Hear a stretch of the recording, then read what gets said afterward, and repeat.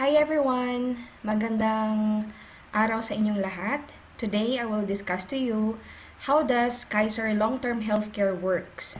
Okay, so by the way, my name is G. Saal, the author of this book, Home at Last, How Migrant Workers Can Retire Rich and Worry-Free. You can grab a free copy of this book at my website at www.gsaal.net.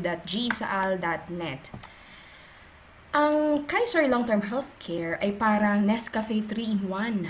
Why? Because it solves the three major financial needs of every Filipinos. Number 1, may life insurance na siya.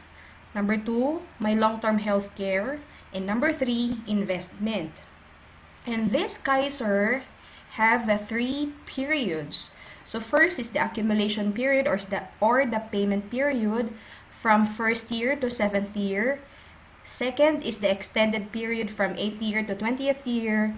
And then the third will be the start of the long-term care period from 21st to 100th year. Okay, so I'll discuss first the accumulation period, which is the payment period. So in this period, the plan holder gets the following benefits. Free annual physical exam. So, you will have a free physical examination, yung general na physical examination. Then, free dental benefits, yung pabunot ng ngipin, yung simple prophylaxis.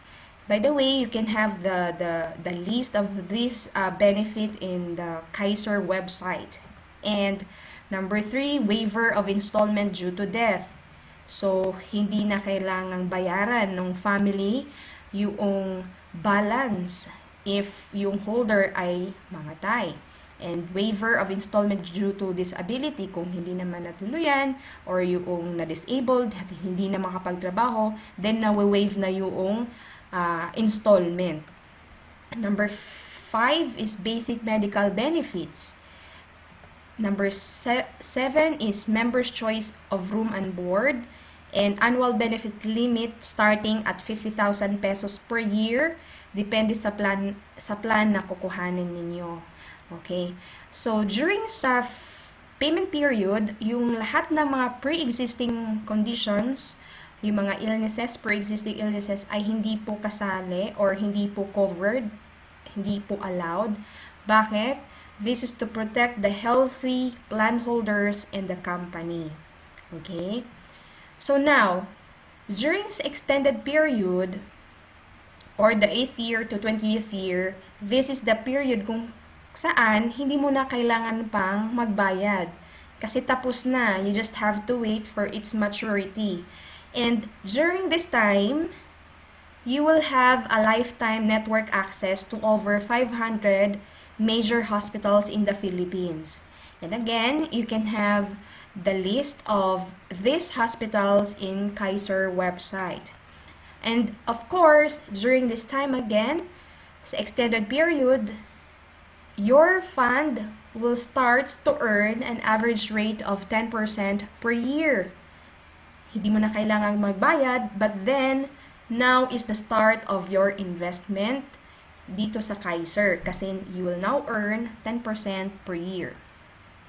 So, upon maturity, the plan holder will now receive the following benefits. This is from 8th year to 20th year. Total accumulation of unused health benefits.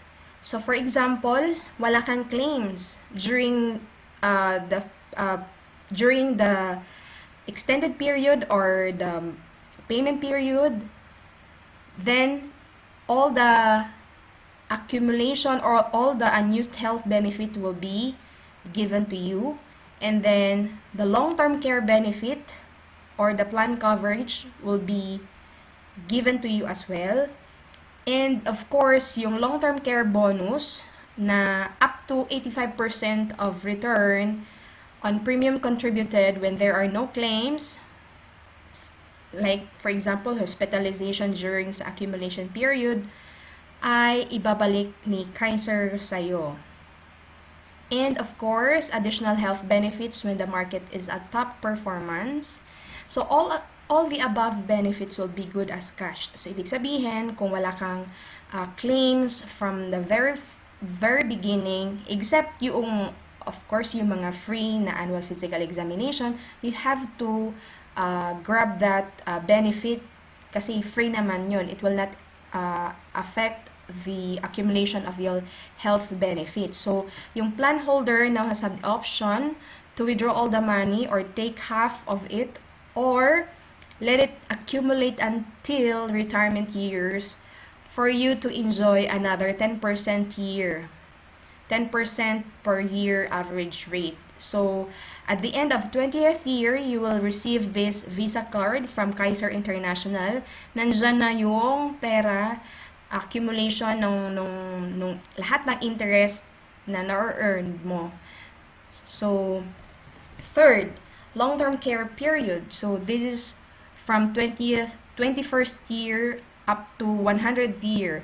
So, now, of course, matanda na. So, upon age 60 or 65, the person can then decide to convert it as pension type. Example, kukuhanin mo lang yung annual interest per year. Or pwede mo ding kukuhanin lahat. So, it really depends on you kung ano yung gagawin mo. Kasi, pera mo na yung nandun sa Kaiser card mo. Kumaga, Visa card mo na Kaiser. Okay? So, ang kagandahan kasi talaga nitong Kaiser, kung hindi ka magkakasakit, di ba? Then, it will become your savings. Kung kailangan mo namang magamit as for your hospitalization, then go for it. Kasi, unlike the traditional healthcare, where the person contributes per year, di ba? Mayroong mga renewable na mga healthcare plans. And kung hindi ka naman nagkasakit, then no return of premium is available. So, magiging down the drain yung pera mo. So, unlike sa Kaiser, it will return to you as an investment, as a bonus. So, it's a win-win. Kapag ka nagkasakit, you will have the hospitalization benefit. If not naman, then it will return to you as an investment. So, the Kaiser long-term plan covers beyond age 60 and above, basing on the health funds accumulated in your account. So, this is the Kaiser Ultimate Kaiser Health Builder example. So, this is the payment period, which you have 7 years to pay for this, and this is the start of the investment period, wherein 10% per year. And kung mapapansin nyo, in this example, this is a K100 plan, which is the installment per year is 58,821, and then the monthly for this plan will be 5,821. So, ang total contract price is 411,750. So, as you can see, kung wala kang claims during sa payment period up to long extended period of 20th year, babalik sa'yo lahat yung mga unused health benefit, yung long-term care benefit mo, the bonus, and then the additional health benefit. So, ang total na pera na marireceive mo if zero claims ka will be 1,166,169. So, the total price that you paid is 411.